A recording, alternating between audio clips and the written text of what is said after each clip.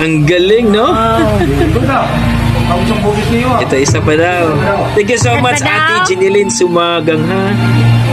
Pinapakasap talaga ni ate, no? Maraming salamat, Ate Ginilyn.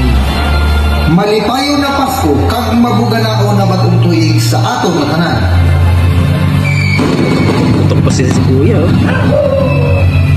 Pamilya to, no? Ang ganda ng mga boses nila.